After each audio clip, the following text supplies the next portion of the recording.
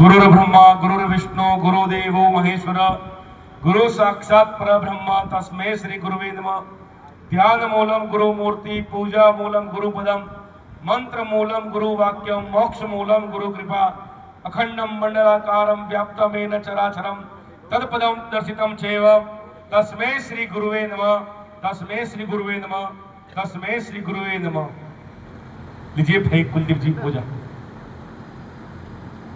हमारे मध्य पधारे नंदी स्वामी जी महाराज के चरणों में प्रणाम निवेदित करते हुए समय कितना है क्योंकि बोलने का तो कोई वो है नहीं, शास्त्रीय बात को बोलना है, इसलिए समय कितना मिलेगा ये तो नहीं पता। लेकिन मैं अपनी बात को पूज्य नंदी स्वामी जी की आज्ञा लेकर के फिर से शुरू करता हूँ।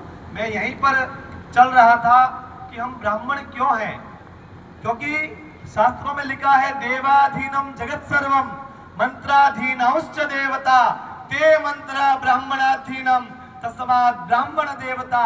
ये पूरा जो जगत है वह देवताओं के अधीन है। देवाधीनम जगत सर्वम मंत्राधीनश्च देवता, और ये पूरा जगत देवताओं के अधीन है। और देवता किसके अधीन है जी? देवता मंत्रों के अधीन है। और ते मंत्र ब्राह्मणाधीनम, और वे मंत्र कौन पढ़ते हैं? बोलिए ना जोर से, ब्राह्मण।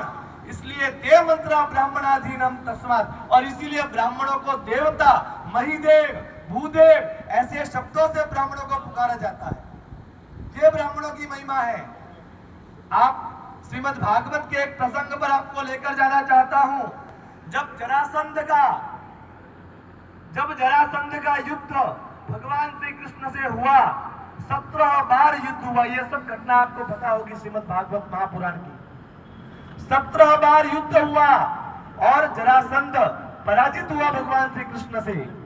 और जब वो 18वीं बार युद्ध करने के लिए आए जरासंध, तो उन्होंने ब्राह्मणों को, अपने जो क्षेत्र के, अपने परिसीमा के जो ब्राह्मण थे उनको बुलाया और कहा कि आप मेरे विजय के लिए अनुष्ठान करिए, मेरे जीत के लिए मैं ये जो युद्ध है किसी प्रकार से जीत जाऊं, आप अनुष्ठान करिए, यज्ञ करिए।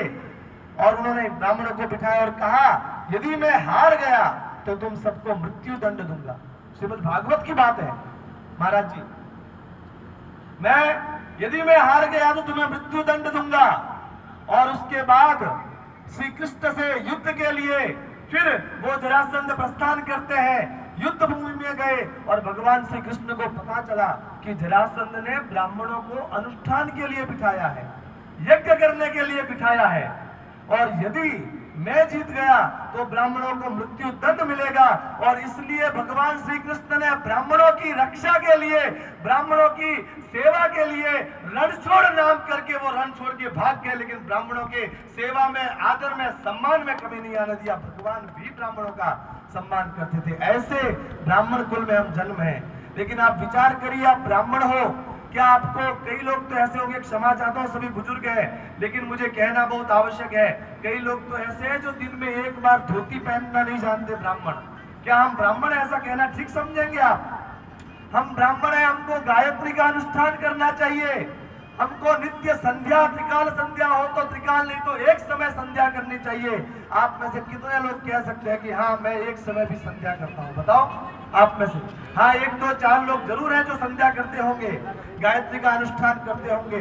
कई लोग तो जनेऊ पहनना भी हमको भार जैसा लगता है। वो 2-4 तोले की सोने की चैन पहनेंगे, लेकिन वो 2 ग्राम का जनेऊ पहनना आपको स्वीकार नहीं। आप ब्राह्मण अपने आप को कहना चाहेंगे? विचार करिए इस बात पर।